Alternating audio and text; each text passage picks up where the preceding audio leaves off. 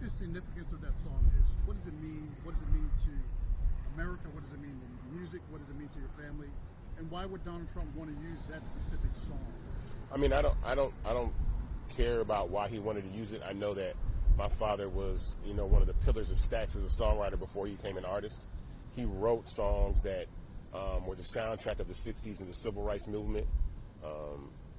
Hold On, I'm Coming, and Soul Man, those records were part of that, and that's extremely important. That song is one of the gems of our catalog, and it's licensed, plenty of times every year. And that was the point about this injunction, is the fact that I don't want that song politicized in any way, because it's not about politics, but it's also about the character of the person that's using the song. And so let the song speak for itself. We don't need Donald Trump's help to highlight a song that is as classic and powerful as Hold On, I'm Coming.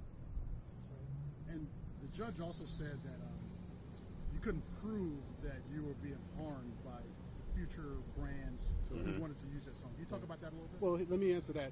He said we couldn't prove that it was irreparable and imminent. He didn't say we couldn't prove it down the line at trial. He was saying, is it something today? And obviously there's still licensing the music, so I think the judge's position was, hey, I know you're hurt, but you're still making money. You're still licensing the song.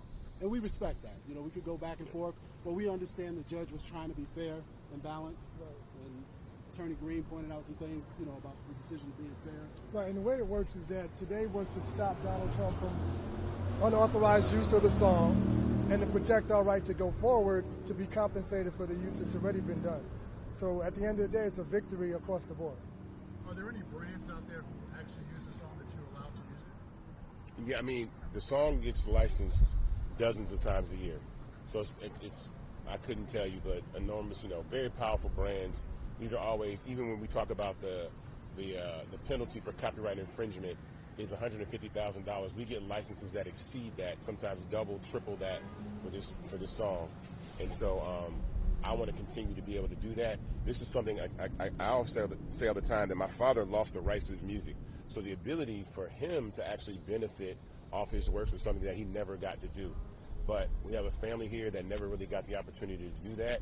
We are his heirs. We have the right to continue to defend his copyright and benefit off it. We are proud of our father's legacy, that he left a legacy that's so lasting even beyond his life and is part of Black American culture and American culture itself. So, I'm not worried about, Trump using that song or adding any value to that. Any other questions? Well, we thank you all for coming out. We thank the people watching at home for supporting Isaac Hayes and the family of Isaac Hayes. And I thank all my staff that are here, some in the office. I think everybody, this is just the beginning. We still have a lot of work to do. We have to go through all of these uses and show where there is no license. And I want to point out, when you put a video up and someone downloads it, now we feel that's another form of infringement. Just as if you download back in the day something on a CD or DVD, we want to go through thoroughly all of these uses and figure out where the video went from Donald Trump posted it to the internet, circus of people downloading it, and hold him accountable for all of it as willful copyright infringement. So we thank Judge Thrash for granting our motion, and we thank all of the people who worked here and all of you who kept this story alive. It's very important. I want Mr. Griggs to talk about just artists and their interests and the rights of artists. Actually, I want to say that myself. Yes. Yeah, I think I want other artists to come forward that don't want their music politicized.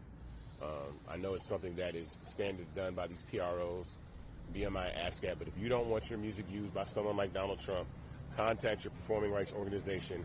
Tell them directly that you do not want Donald Trump using your music, and they will remove your work from his ability to do so, which is what we have done, and then we've taken that step further to bar him from ever playing that song again. So I hope all the other artists that out there that have been in the news lately that have had an issue with him playing their music take this next step to bar him from using their music.